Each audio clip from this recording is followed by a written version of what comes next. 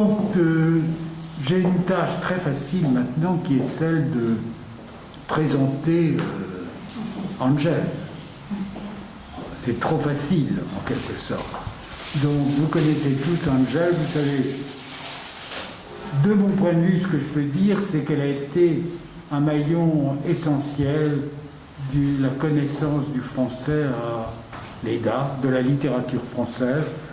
Donc, je vais me placer là en France, en personnage français, en disant que Angèle a bien mérité de la culture française. Et là, je suis ravi qu'elle nous parle encore ce soir d'un rapprochement franco-espagnol, en rapprochant deux êtres qui se sont très souvent rapprochés, c'est-à-dire Dumas et Pérez Reverte. Merci. Bon, je te rappelle, Claude, que la première fois qu'on s'est rencontrés, c'était encore autour de Dumas et Pérez Reverte. Il venait de publier les Clubs Dumas quand vous avez organisé avec Fernando Masson ces colloques pour les 150, c'était les 150 années de la publication, ou un centenaire, oui, 150 je crois, de la publication des Contes de Monte Cristo et les Trois Mousquetaires. Et alors j'ai un souvenir magnifique de ces colloques, d'Anne-Marly Leroy qui était un site admirable, et j'ai été très heureuse pendant cette manifestation. Et je me rappelle les amis qui étaient là et qui après, il y en a qui sont partis, et je me suis souvenue au moment de préparer cette communication de cette autre communication sur les clubs Dumas que j'avais beaucoup aimé, même si je sais que Arturo Pérez Reverte t'avait plagié ou avait emprunté beaucoup de choses à toi, ça le dire, parce que c'est une habitude courante chez lui, il prend d'ici là et il ne dit jamais d'où véritablement il prend ses références. C'est-à-dire qu'il parle toujours des autres, des gens qui l'ont influencé, mais les véritables personnes qui l'ont influencé restent dans l'ombre. Mais enfin, ça n'empêche pas, moi j'ai une grande admiration pour Pérez Reverte, ça n'empêche pas que les romans qu'il écrit te prennent et l'intrigue te fait les lire continuellement, et surtout ce que j'aime en lui, c'est cette admiration pour la littérature française du 19e siècle. Il dit et qu'il a pris ça chez sa grand-mère qui recevait de revues, de feuilletons français, et qu'il les lisait au fur et à mesure. Et c'est vrai que c'est pas uniquement Dumas, Dumas c'est le roi, chez lui Méféval, Zévaco, Ponson du Terrail, tous ces gens-là font partie de son imaginaire. Bon, alors, on croirait que je suis commandée par Pérez Reverte pour faire sa publicité. Non, je ne connais pas personnellement, mais c'est quelqu'un que j'admire, même si du point de vue personnel, parfois ce qu'il dit est très éloigné de mes pensées, surtout dans les domaines politiques. Bon, alors, dire que Arturo Pérez Reverte est un grand admirateur d'Alexandre Dumas n'est pas une affirmation d'une grande nouveauté. L'œuvre de l'écrivain est remplie d'exemples qui rappellent l'auteur de La Reine Margot, et sa dette et sa vénération pour lui sont évidentes. Lui-même, il a avoué récemment cette dépendance envers les grands écrivains français. Il affirme, en pensant aux Trois Mousquetaires, bon, je cite, j'ai fait les traductions des citations de Reverte, c'est moi-même qui ai fait les traductions, une traduction rapide qu'il faudrait améliorer, et je voudrais aussi vous dire que j'ai travaillé surtout La Reine du Sud, dont il y a une traduction en français, mais à laquelle je n'ai pas pu accéder. Alors, les traductions que je donne là, ce sont des traductions à moi. mais je pense donc me procurer la traduction française et pour la publication citer ce qui a été publié parce que je crois que c'est ce qu'il se doit, même si je ne suis pas d'accord comment cela est traduit. Ce que je ne sais pas parce que j'ignore totalement la traduction française de la Reine du Sud, mais je tiens à dire que ce n'est pas cette traduction-là que j'ai utilisée parce que je n'ai pas eu accès, mais c'est une traduction que j'ai faite moi-même. Alors, il affirme en passant aux Trois Mousquetaires, je l'ai dit ce matin, et pourtant, et je vous donne ma parole, que sa lecture, et surtout les personnages de Milady, m'a fait sentir très tôt le monde des femmes, leur dur combat, leur solitude, leur courage, leur tragédie, leur désespoir, leur logique cruauté, quand vient le temps de la vengeance. Et il avoue son admiration pour le personnage de Milady, qui nous a fait tous rêver et que nous ne pouvons pas détester, malgré le meurtre de Constance, qu'elle réalise avec toute la méchanceté et la froideur dont elle est capable. Milady reste pour lui une source inépuisable d'inspiration et ses héroïnes lui sont toutes redevables. Il dit de Milady ou de ce qu'elle a laissé dans ses lecteurs de 8 ou 9 ans, des personnages tels que Adela de Otero, Tánger Soto, Teresa Mendoza, Macarena Brurner, Lolita Palma, Angélica de Alquezar, Mecha Inzunza et Mergeret. Les Trois Mousquetaires sont source d'inspiration, source de plaisir et de travail. Le roman devient un livre clé dans son imaginaire et il en reconnaît la portée et l'influence. Il dit, avec les Trois Mousquetaires, je dois ce que j'ai complété plus tard par mon expérience et mon écriture. Si quelqu'un m'avait interdit ces livres, mes romans et ma vie seraient différents aujourd'hui et je vous assure, pas pour le mieux. Mais qui sont ces femmes dont il parle, nées de ses songes et de son imagination? Adela de Otero est la protagoniste de Les Maîtres d'escrime, une femme à vocation héroïque. Elle s'oppose au héros masculin, les maîtres d'armes, Jaime d'Astaloa. C'est en quelque sorte son revers, un autre côté de la médaille. Elle est son antagoniste, le seul personnage capable de faire craquer son existence rituelle grâce au pouvoir de séduction et à son habile maniement du fleuret. Elle a les attributs caractéristiques des héros de Pérez Reverte. Idéaliste, elle obéit à des intérêts immatériels, possède certains codes de l'honneur et sacrifie son destin aux idéaux qu'il représente. La première chose qui ressort de sa description est son regard, des yeux violets aux étincelles dorées qui enchantent les maîtres rien qu'en les regardant, et qu'elle se charge de valoriser avec ses robes et ses ornements. Le regard du personnage est représenté dans ses différentes nuances tout au long de l'œuvre: beau, glacé, énigmatique, haineux, cruel, effrayé.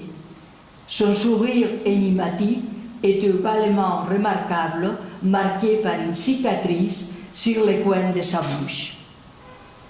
Historien naval espagnol, Tánger Soto est un personnage créé par Arturo Pérez Reverte pour être la protagoniste de son roman d'intrigue et de suspense, Le cimetière des bateaux sans nom.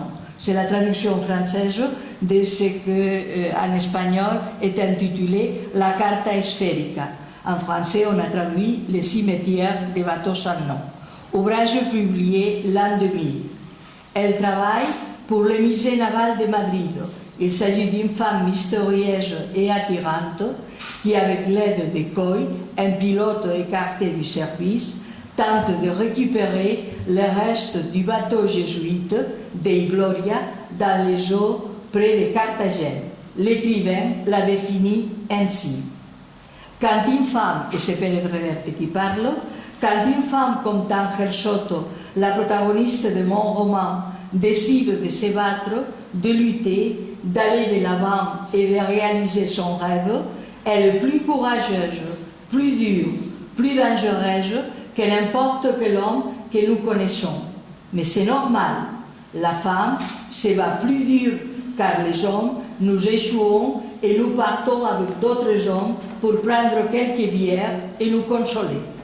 Tanger Soto est une femme qui se bat dans un monde d'hommes et avec les armes des hommes.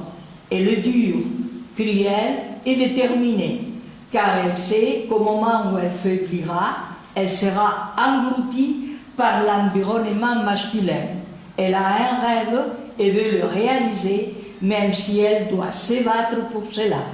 Elle décide de chercher ces navires fantômes, ces navires perdus dont elle rêvait depuis qu'elle était enfant. Pérez Reverte dit cela dans une interview qu'il fait pour la maison d'édition Alfaguara et au moment de la présentation de ce livre, La Carta Esférica. Teresa Mendoza est l'héroïne de La Reine du Sud et nous allons par la suite en parler avec plus de détails car elle constitue le centre de notre communication. Macarena Brunet sort des pages de La peau du tambour. C'est une femme brune, aux longs cheveux noirs, incroyablement jolie, grande, 1,85 m à peu près, descendante d'une riche famille sévillane, les ducs de Nuevo Extremeño.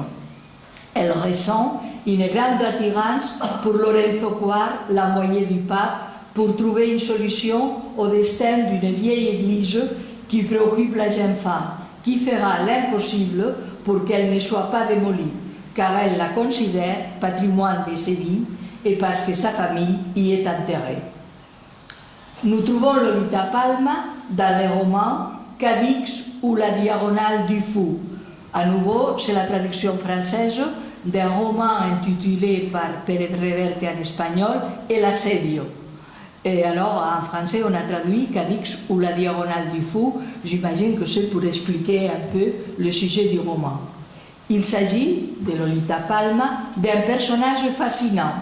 On pourrait dire qu'elle ressemble au protagoniste féminine de Jane Austen, fille moderne de son temps et modèle de vertu, mais en réalité, elle est la méchante, la très méchante du livre.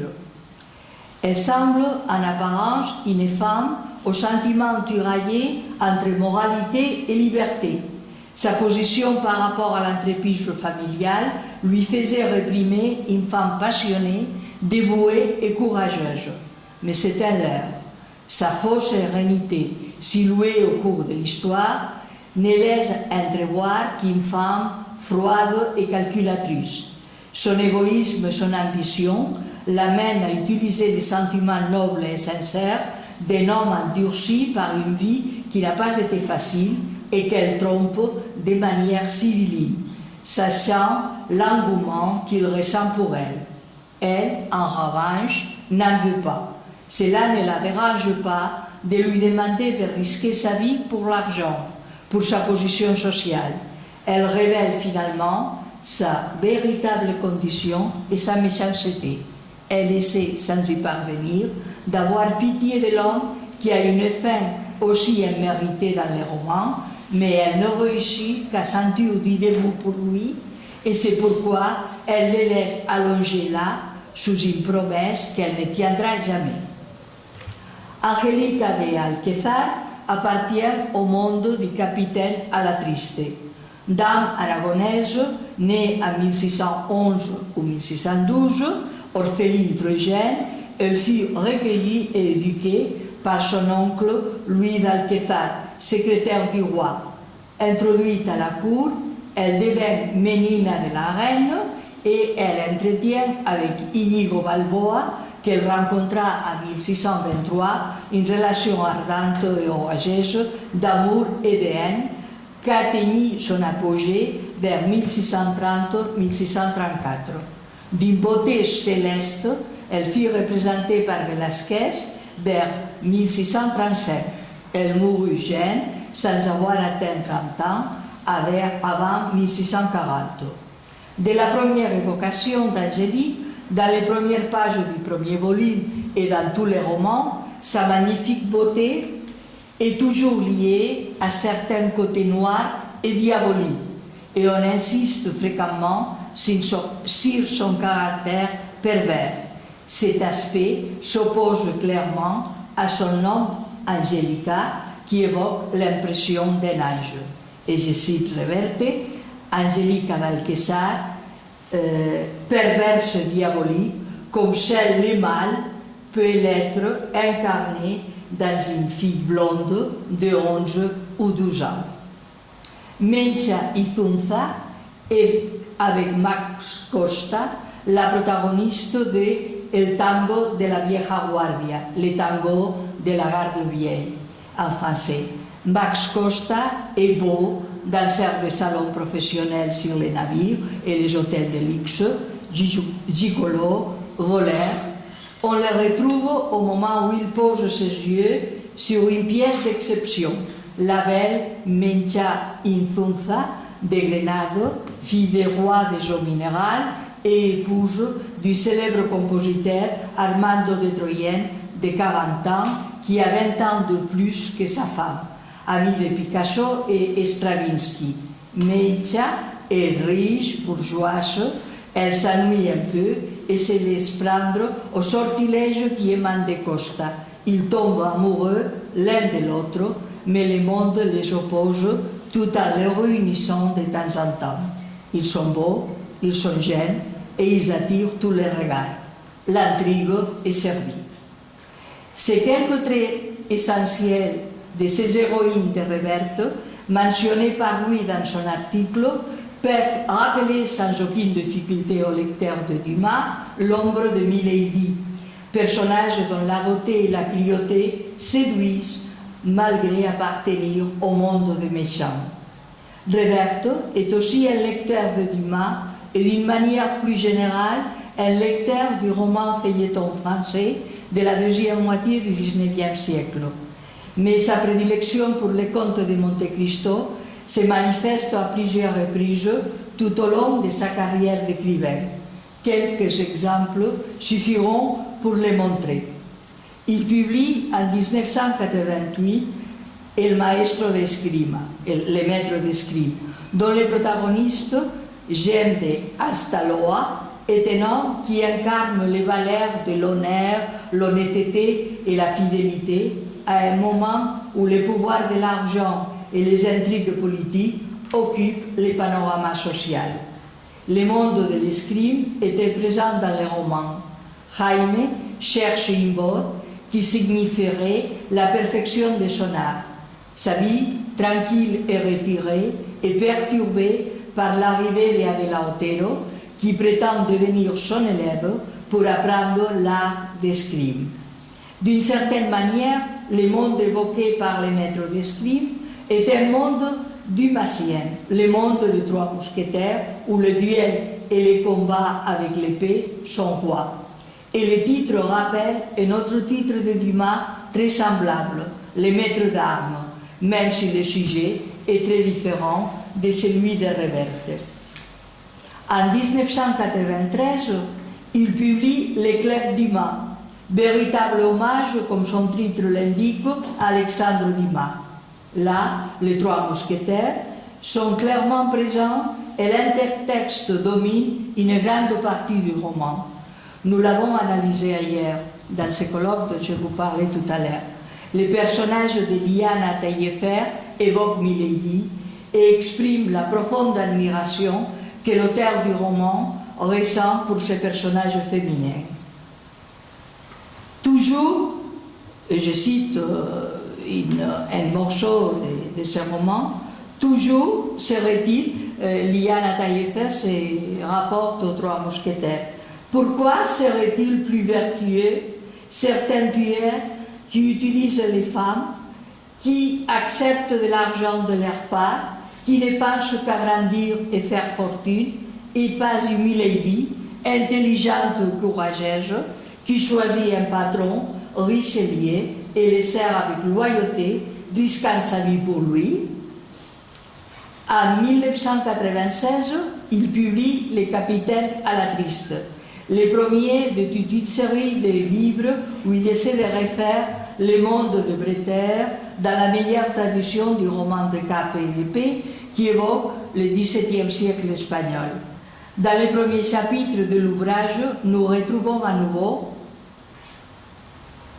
l'ombre du personnage de Milady. Il refait la scène où D'Artagnan voit pour la première fois Milady le regardant par la fenêtre de son carrosse. La jeune Angélica d'Alquezar regarde de la même manière l'un des protagonistes du roman, les séduisant avec toute la force de sa beauté. En 2002, Arturo Pérez Reverte donne au public un autre roman où l'influence d'Alexandre Dumas se fait à nouveau sentir, La Reine du Sud.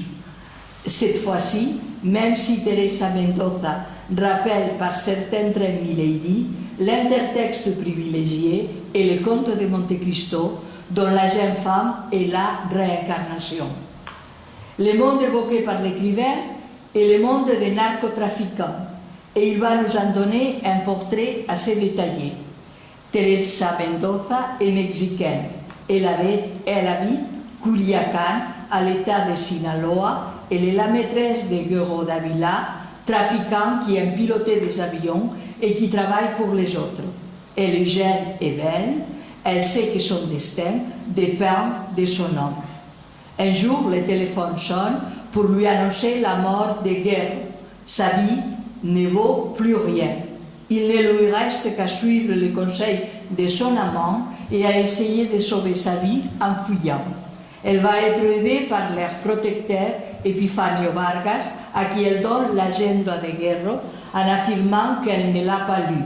Mais en réalité, elle y a jeté un coup d'œil, même si Teresa ne comprend pas à ce moment-là ce qu'elle peut en tirer.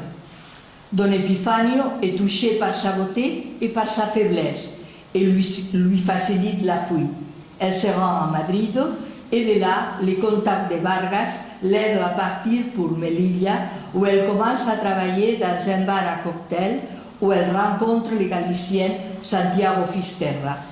Il l'amène avec lui à Algeciras où il vit.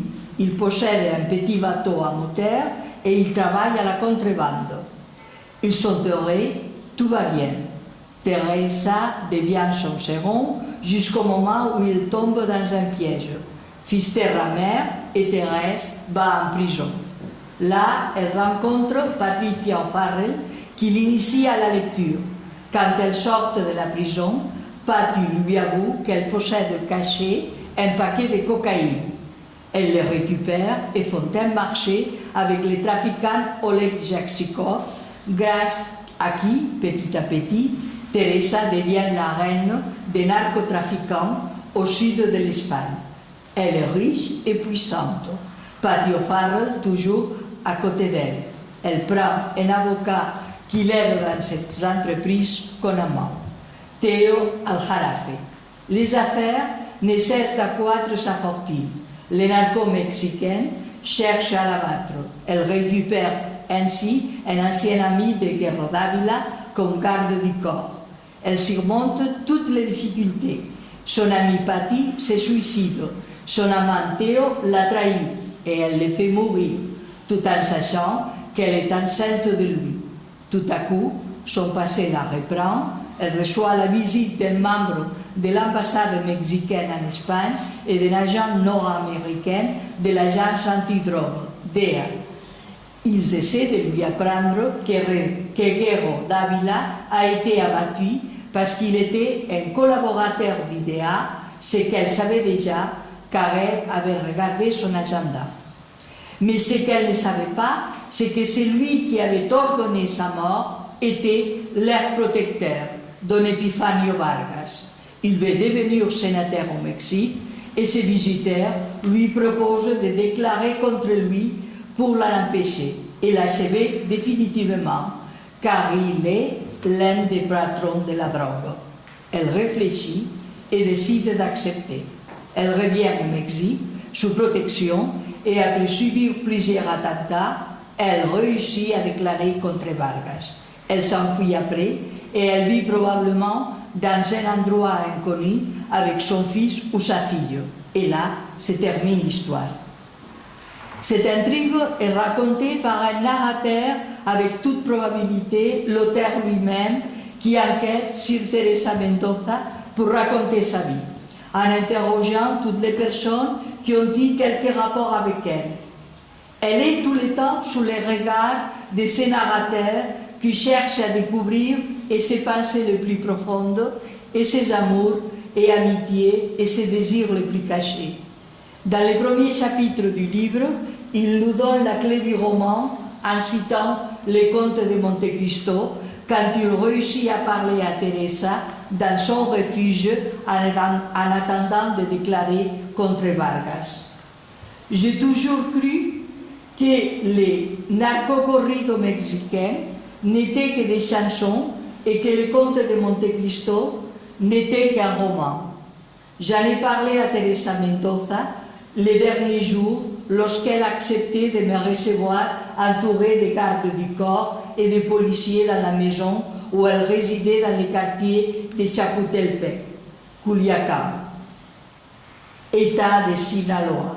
J'ai mentionné Edmond Dantes, lui demandant si elle avait lu le livre. Elle m'a jeté un regard silencieux, si long que je crains que notre conversation ne s'arrête là. Puis, elle s'est tournée pour faire face à la pluie qui battait sur les vitres, et je ne sais pas si c'était une ombre de la lumière grise à l'extérieur ou un sourire absorbé, ce qui désignait une ligne étrange et cruelle sur sa bouche. « Je ne lis pas de livres », dit-elle.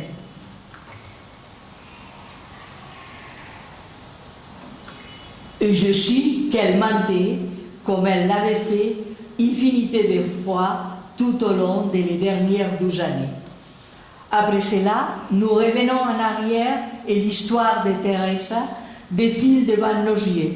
Nous trouvons la prochaine allusion au roman de Dumas plus loin, quand Teresa est en prison au commencement du chapitre 7.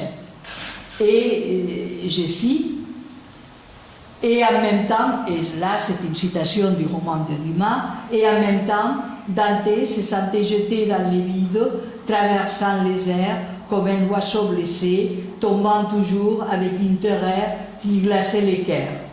Teresa Mendoza relut ces lignes et resta suspendue un moment, les livres ouverts sur ses genoux, regardant la cour de la prison. Elle est captivée par la lecture qu'elle vient de découvrir. La prison lui a apporté une amie, Patty O'Farrell, qui en même temps la protège. Elle lui fait un cadeau magnifique. Elle l'initie à la lecture et entreprend son éducation. Teresa aime la lecture. Elle lui permet de s'évader de la réalité de la prison. Les contes de Monte Cristo lui ouvrent les portes d'un monde inconnu qui la charme et la fascine. Patty O'Farrell lui dit « Et Edmond Dantes ?»« Edmond Dantes, c'est moi », répondit Thérèse presque sérieusement. Et elle vit comment les lignes autour des yeux de Patricia s'accentuaient et s'iraraient, tremblaient avec un sourire.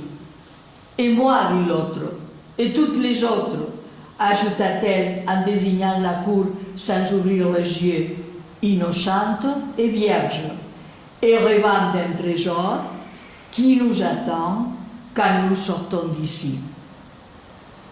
L'abbé Faria est mort, commenta Thérèse en regardant les pages ouvertes du livre. Pauvre vieil homme, tu vois, parfois, certains doivent mourir pour que d'autres vivent. La lecture l'apprend. Elle est absorbée par les aventures d'Edmond Dantes qui lui font oublier les moments présents. Le plus important est qu'elle s'identifie au héros de Dumas. Il est innocent, comme elle au moment de la mort du Guerro. Et quand elle a été attrapée avec Fisterra, elle ne faisait qu'essayer de survivre. Cette identification lui permet d'épouser la cause de Dantès et de partager sa destinée. Elle est retournée, je cite encore Reverte, elle est retournée au livre. Il venait de jeter Edmond Dantès d'une falaise dans un sac avec un boulet à ses pieds comme lest, croyant avoir affaire au cadavre du vieil abbé. Et une citation du livre de Dumas. Le cimetière du château d'If était la mer. Lut-elle avidement. J'espère qu'il s'en sorte, se dit-elle, en se tournant rapidement vers la page suivante et les chapitres suivants. Encore Dumas, Dantès, accablé, presque étouffé, avait assez de sérénité pour retenir son souffle. Fils de, pour dire fils de pute, mais elle s'arrête là, fils de, espérons qu'il puisse se remettre à flot et rentrer à Marseille pour récupérer son bateau et se venger des 3 fils de pute. Des amis intimes, disaient être les salauds, qui venaient de les vendre d'une manière aussi chienne. Teresa n'avait jamais imaginé qu'un livre absorberait son attention au point de vouloir rester calme et continuer là où elle venait de laisser un petit signe pour ne pas perdre la page. L'identification est totale. Teresa désire que Dantès puisse échapper et se venger. L'idée de la vengeance s'ouvre un chemin dans son esprit. Vengeance de Dantès, vengeance de Thérèse Mendoza aussi. Elle est émerveillée par sa lecture. Pérez Reverte réalise ici, à travers le conte de Monte Cristo, un hommage au livre et à la lecture. Le livre est l'instrument de l'éducation. Les livres ouvrent les portes du savoir. Et je cite, « Les livres sont des portes qui te mènent à la rue, disait Patricia. Avec eux, tu apprends, tu te dis, tu voyages, tu rêves, tu imagines, tu vis d'autres vies et tu multiplies la tienne par 1000. » Patricia a choisi ce livre pour elle parce qu'elle a imaginé qu'il allait lui plaire, car il parle d'un prisonnier comme elle. Il était long, mais il deviendrait court au fil de la lecture. Et en plus, l'édition choisie est une édition mexicaine, ce qui augmente la familiarité avec Teresa. Ils viennent du même lieu et partagent la même origine. Au fur et à mesure qu'elle avance dans la lecture, elle tombe amoureuse de Dantès. Et je cite en espagnol cette fois-ci parce que je trouve que la citation est merveilleuse. Teresa volvió junto a Edmundo Dantès, de quien estaba enamorada hasta las trancas. C'est-à-dire qu'elle était amoureuse de lui jusqu'à la fin, mais c'est dit d'une manière très vulgaire, que pour traduire en français, on doit dire d'une façon beaucoup plus douce, plus souple, c'est-à-dire Teresa est revenue chez Edmond Dantès, dont elle était follement amoureuse. Mais dire qu'elle était amoureuse de lui hasta las trancas, c'est beaucoup plus graphique que c'est follement amoureuse qui est très conventionnel. Patricia lui apprend aussi à aimer les livres comme objet. Il faut jouir du plaisir de les toucher, de les feuilleter, de les caresser. À cause de cela, elle fait restaurer les livres et les relier pour elle, en y ajoutant une couverture en peau brune avec des lettres dorées, avec le nom de l'auteur, les titres et les initiales de Teresa. Elle lui a fait cadeau le jour que Teresa a 25 ans.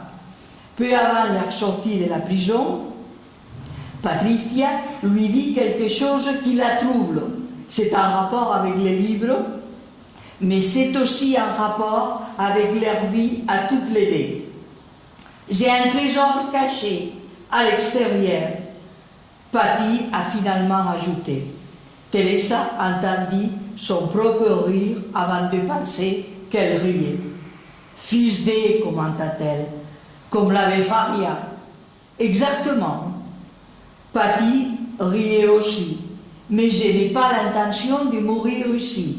La vérité, c'est que je n'ai aucune intention de mourir nulle part.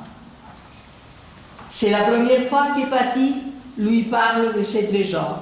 Elle lui explique qu'elle a risqué sa vie pour lui et qu'il est dangereux d'aller les chercher, mais qu'elle voudrait les récupérer en compagnie de Teresa. Nous nous rendons compte en ce moment que Patty avait tout prévu. C'est pour cela qu'elle lui a fait lire le conte de Monte Cristo. Mais elle ne revient pas sur ce qu'elle avait dit et elle laisse passer le temps. Teresa abandonne la prison la première et elle commence à travailler à un chiringuito, une buvette ou un bar à plage, recommandé par Patty. Sa vie n'est pas facile.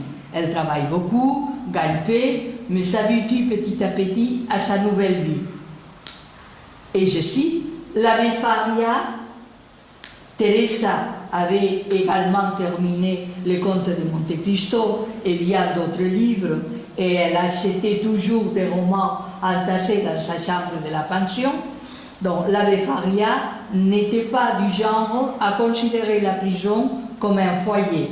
Au contraire, le vieux prisonnier avait envie de sortir pour récupérer la vie qui lui avait été volée, comme une monte Dantès, mais trop tard. Après y avoir beaucoup réfléchi, Teresa était arrivée à la conclusion que les trésors de Cédella n'étaient qu'un prétexte pour rester en vie, pour rêver d'évasion, se sentir libre malgré les serrures et les murs du château d'If. Vie qu'elle remplit avec ses lectures et la réflexion. Réflexion qui la porte à analyser les livres et leur rayonnement, à comprendre leur véritable portée. Il n'y a pas de livre identique, car il n'y a jamais de lecteur identique. Et chaque livre lu est, comme chaque être humain, un livre unique, une histoire unique et un monde à part. Mais la vie de Teresa va changer quand Patty quitte la prison. Elle l'invite un jour à une fête chez elle et elle profite de l'occasion pour reprendre l'histoire du trésor dont elle lui avait parlé quand elles étaient enfermées. Le fiancé de Patty était un trafiquant et il a été tué à cause de cela, à cause de ses trésors. Elle a pu échapper, même si elle a été prise et emprisonnée.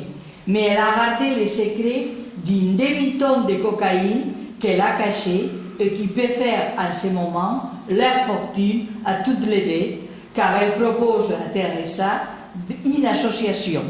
Teresa sait que récupérer et vendre la cocaïne doit être difficile. Malgré sa jeunesse, elle a déjà un passé compliqué, où les choses n'ont pas été faciles. Elle ne désire pas se laisser prendre à nouveau. Elle regarde la vie et les choses d'un regard désabusé, en sachant que dans cette attitude réside sa force. Comme Monte Cristo, elle s'éloigne des sentiments et des faiblesses du cœur, en allant même plus loin pour devenir invulnérable. Pour que l'espoir, et je cite Roberto, même le simple désir de survivre, même le simple désir de survivre la rendait vulnérable, liée à de possibles souffrances et défaites. C'est peut-être de là qui vient la différence entre certains êtres humains et les autres. Et c'était son cas en ce moment. Peut-être qu'Edmond Dantès avait eu tort et la seule solution était de ne pas faire confiance et de ne pas espérer. Et je renvoie au texte que Carmen nous a dit ce matin. Ces sentiments lui permettent de conduire avec froideur et précision cette association avec Patty. Elles vont récupérer les trésors cachés dans une grotte, et c'est encore une évocation de Monte Cristo quand il va chercher les bijoux dans la grotte de Monte Cristo. Donc cachés dans une grotte pour négocier avec Oleg Jakhsikov et devenir la reine du Sud concernant le trafic de la drogue. Pat continue à la conseiller pour l'achat de ses robes, de compléments, Patti fait d'elle une femme discrète, belle et élégante. Et Teresa y ajoute la froideur et la distance. Elle va achever ses ennemis, ceux qui trahirent Fisterra, Velasco et Cañabota. Elle le fait non pas pour se venger, sinon pour besoin de la symétrie. Elle détruit systématiquement tous ses ennemis. Elle devient puissante comme Monte Cristo lui-même, puissante et solitaire, malgré ses proches, Patti et son amant, à un tel point que Patti regrette l'ami rencontré en prison et lui reproche ce qu'elle est devenue.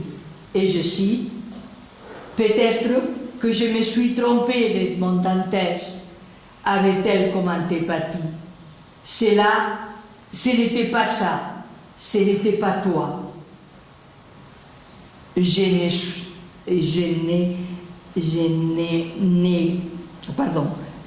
pas su te deviner. » Ou peut-être, comme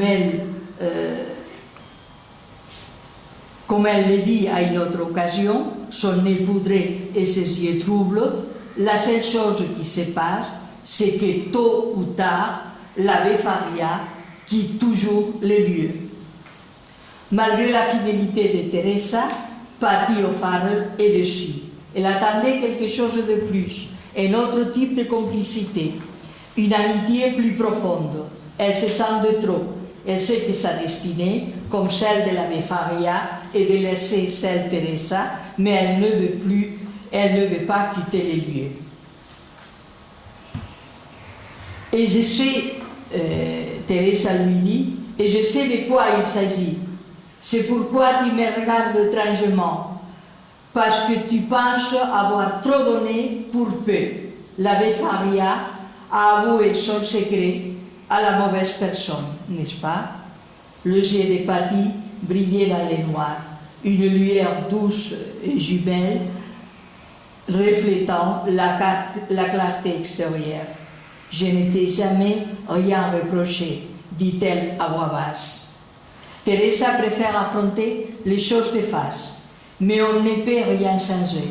La séparation est trop profonde et malgré leurs respectifs désirs, elles ne peuvent récupérer la confiance et la camaraderie de premier temps. Patti quitte Thérèse en se suicidant 3 jours après cette conversation. Sa mort blesse profondément la reine du Sud. La fin approche. Elle refera l'histoire de Monte Cristo en se débarrassant de son pire ennemi, Epifanio Vargas. C'est lui qui a fait tuer Guerrero Dávila, mais la vengeance a un goût amer et ne la satisfait pas pleinement. Elle se perd dans la mer de la Méditerranée, Majorque, Toscane, ou peut-être elle préfère Paris ou les États-Unis, comme Monte Cristo au bord de son bateau accompagné par Haydée. Pour Teresa, il n'y a pas d'Haydée. Peut-être il y a un enfant. Pérez Reverte connaît profondément le monde de la navigation. Lui-même possède un bateau avec lequel il sort à naviguer et il était intéressé par les narcotrafiquants. Il a uni les deux centres d'intérêt dans ses romans où il met en valeur ses connaissances dans l'un et dans l'autre domaine. À cela s'ajoute qu'il prend comme fil conducteur les romans de Dumas, les contes de Monte Cristo. Il connaît de l'enfance la littérature française de la seconde moitié du XIXe siècle. Il lui a rendu hommage à plusieurs reprises. Cette fois, le personnage récurrent de Milady donne la main à celui d'Edmond Dantès pour construire la figure de Thérèse Mendoza, véritable légende du XXe siècle. Je vous remercie.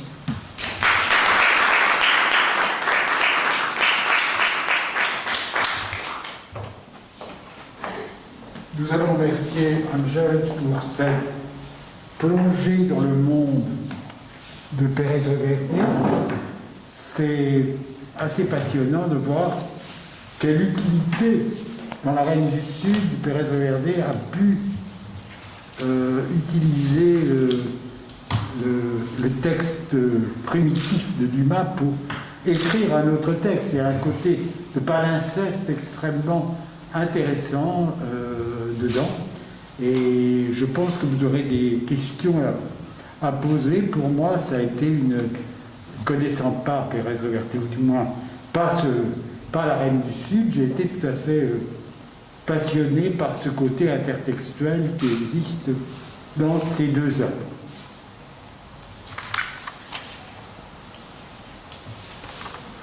Oui. Angèle, est-ce que tu as vu le film de la Reine du Sud? Parce que est-ce que Monte Cristo est toujours la même film ou c'est pas... J'ai commencé à les voir et je le sais. Parce que d'abord, quand on commence le film, on voit la Reine du Sud dont l'amant n'est pas mort et qui lui vole la fille. Et je pense que c'est tellement trahison au texte que je ne peux pas continuer. Et je lis que Pérez Reverte avait loué la femme qu'il interprétait, mais qui n'aimait pas l'interprétation qu'on faisait de son roman. Mais je pense que la trahison est trop forte parce que moi je ne me suis pas attardée dans ce côté du roman, mais elle tue quand elle connaît la trahison de son amant l'a trahi, la vend à la police et elle le tue froidement tout en sachant qu'elle est enceinte. C'est-à-dire, elle le fait tuer comme ça avec une froideur extraordinaire. Et alors, il est bien mort. Alors que dans le film, la première scène, c'est qu'il est en vie et qu'il lui vole la fille. Moi, je pensais que... Et moi, je trouve que c'est très joli ce que Reverte dit dans le roman. Peut-être elle a un fils, peut-être il a une fille, peut-être elle n'a rien. C'est-à-dire, elle part, elle se perd dans la mer comme Monte Cristo avec Haïvé, mais on ne sait pas avec qui. Ça reste, moi je trouve que c'est beaucoup, je ne sais pas, beaucoup plus attachant que la réinterprétation. Et en plus, peut-être parce que c'est un film mexicain, et je n'ai pas tellement aimé cet air-là. J'ai vu les premiers chapitres et j'ai arrêté. Je pensais, ils sont des côtés. Mais je trouve, c'est parce qu'on ne l'a pas dit, bon, mais presque tous les œuvres de Reverte ont été adaptées au cinéma. Les clubs d'Iban aussi, mais dans les clubs d'Iban, on laisse de côté toute la partie de Dumas et on parle de l'autre partie.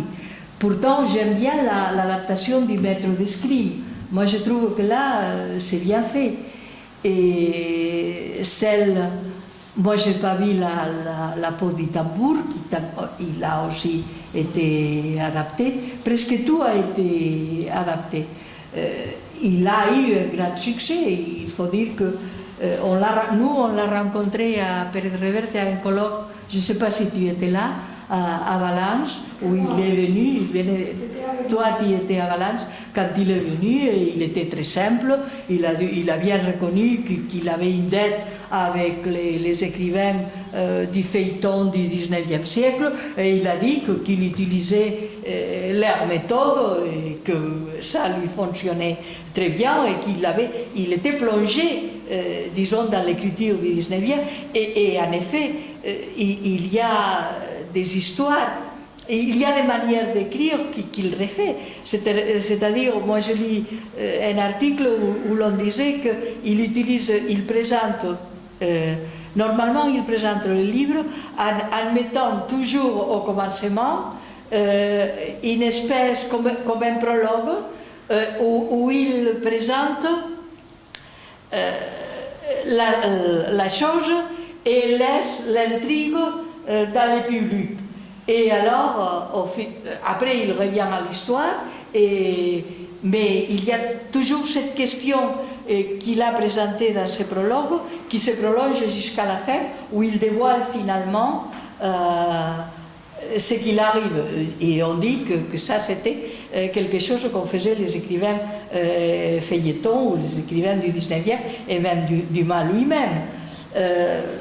C'est-à-dire que, et aussi l'utilisation de la nuit, par exemple, que c'est bien, c'est-à-dire que Dumas aussi le fait souvent, et il y a l'épisode de D'Artagnan avec Milady, c'est l'obscurité qui permet que D'Artagnan puisse coucher avec Milady, parce que sinon, ça ne se ferait pas. Donc, Reverte aussi, dans les moments clés, il met toujours l'obscurité, c'est-à-dire la lumière part, on est, et dans la Reine du Sud, ça arrive vers la fin, quand on essaie de la tuer, elle, pour qu'elle ne déclare pas pour Epifanio, contre Epifanio Vargas. Donc, la lumière part, et elle doit c'est-à-dire que je crois qu'il travaille beaucoup, c'est-à-dire qu'il se renseigne beaucoup, Reverte. Et il travaille énormément parce que là, il faut dire que le monde des narcotrafiquants est très bien évoqué, et surtout le monde de la navigation. C'est-à-dire qu'il doit connaître d'une manière extraordinaire. Il a un bateau, il se promène, mais il le connaît, c'est quelque chose qu'il connaît, mais on dit toujours qu'il se documente beaucoup, qu'il passe beaucoup de temps à se documenter avant d'écrire un roman. Et c'est vrai que la passion pour Dumas, elle est là. On le sent qu'il aime l'écrivain. Parce que chaque fois qu'il peut, même si ce sont des allusions, là, je vous ai donné une vision, c'est-à-dire que ma vision de la Reine du Sud, c'est un long roman. Et je vous ai sorti les citations de Monte Cristo. Mais elles sont au milieu de beaucoup d'autres choses. C'est-à-dire qu'elles reviennent de temps en temps, mais il y a beaucoup de pages où il n'y a aucune allusion, même s'il est toujours derrière Teresa. C'est-à-dire cette femme impénétrable, distante, froide, qui mesure tout, elle n'aime pas, elle a un amant, mais c'est presque biologique. C'est-à-dire c'est pour satisfaire un besoin biologique, mais elle ne se laisse pas prendre. Ça, c'est magnifique. Et c'est Monte Cristo, cette froideur, cette distance. Seulement, elle n'est pas pâle. Elle est très belle. Enfin. Mais moi, je trouvais que c'était intéressant. Surtout parce qu'il s'éloignait un peu des mousquetaires auxquels il revient constamment. Dans le texte on a lu ce matin de Carmen Posadas, on a l'impression que c'est exactement le programme d'écriture de Monte Cristo. Basta con cambiar la edad de los protagonistas, su profesión, su aspecto físico y su nacionalidad, y éxito asegurado. Il y a quelque chose de ça dans la manière de procéder un peu de Reverte, non? Parce qu'elle fait allusion, elle dit conocía un famoso guionista de telenovelas que se ha hecho multimillonario. Bon, c'est pas Reverte, mais enfin. Moi, je crois que chez Reverte, il y a une connaissance profonde de l'humain. Ah oui. C'est-à-dire qu'il ne s'agit pas simplement de changer les noms. Il connaît profondément l'œuvre, il l'a lu, il en connaît. Moi, je crois, il a une interprétation à lui, parce que l'interprétation de Milady n'est pas l'interprétation de tout le monde. Je crois que beaucoup de monde ne sauvera pas Milady comme ça. Mais il l'admire, il dit que c'est une femme comme il faut, bon, pas comme il faut, mais que face aux trois mousquetaires, c'est peut-être les trois mousquetaires qu'il faut accuser de la tuer, ou les quatre mousquetaires.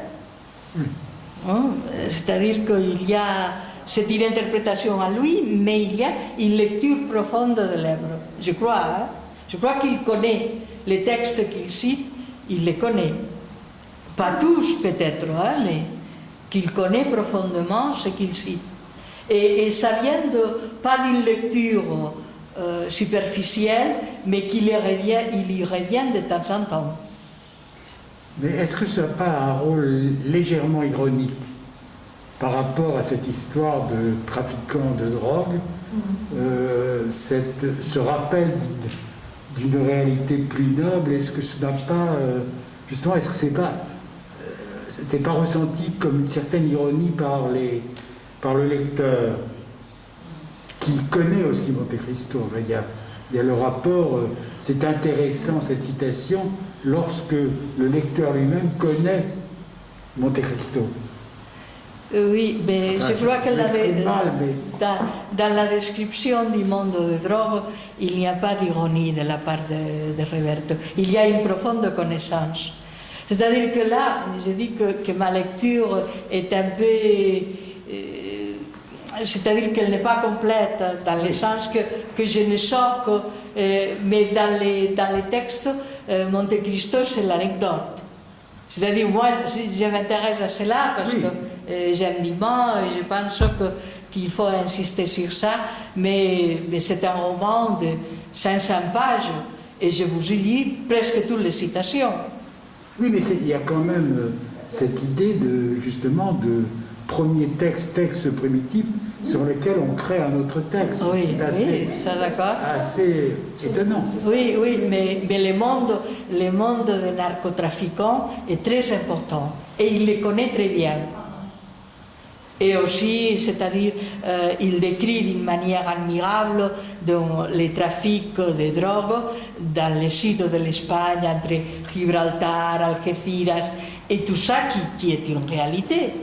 Et il décrit cela et les gens qui sont impliqués, les policiers, les juges, tous les gens qui sont impliqués dans les trafics de drogue. Ça, c'est son métier de journaliste qui joue là-dedans, non?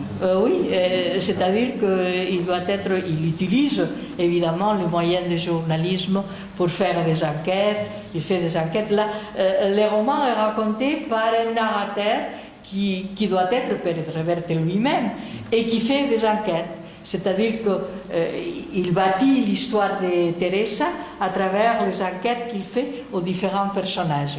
Et les différents personnages sont tous impliqués dans le monde de la drogue, qu'il connaît très très. C'est peut-être la dénonciation sociale de tous ces mondes de la drogue, parmi lesquels il y a une voie d'échappée à travers la littérature. C'est un hommage à la littérature qui permet... Oui, là c'est certain. Il y a un hommage à la lecture et au livre. C'est de cette réalité cruelle et... Ça m'a beaucoup frappé parce que dans un roman assez moderne, c'est-à-dire qui parle d'autres réalités, il y a un hommage au livre. Ça m'a rappelé d'une certaine manière Emilio Liedo. Quand il parle du livre, il dit bon, le monde informatique n'existe pas, Internet n'existe pas. C'est-à-dire il ne faut pas lui accorder l'importance. L'importance c'est les livres, c'est apprendre aux enfants à lire, et les livres c'est la source de l'imagination, de tout. Finalement, Roberto est en train de nous dire ça dans La Reine du Sud. Un hommage à la lecture et au livre. C'est-à-dire, dans les livres, on apprend tout, plus que le cinéma, et il aime le cinéma, mais plus que la télévision, plus que tout le reste, c'est les livres. Et les livres, en papier, il faut les toucher, il faut les caresser, et ça, c'est très beau, je trouve. Et tout est à propos de la lecture. Mais il y a d'autres intertextes qui jouent, c'est-à-dire, il y a Rulfo, Pedro Páramo et d'autres textes que Teresa aime beaucoup, mais que je n'ai pas cités parce que ça ne venait pas, et d'autres livres qu'il mentionne, beaucoup de livres, comme dans le Club Dumas d'ailleurs. Il mentionne beaucoup de livres, d'autres livres. Enfin, ça m'a fait plaisir de lire La Reine du Sud à la lumière de Dumas. Bon, merci beaucoup, Angèle. Et puis, je voudrais qu'on fasse un remerciement profond à Carme et à Angèle qui ont organisé cette séquence extrêmement riche dans notre très riche vie en commun.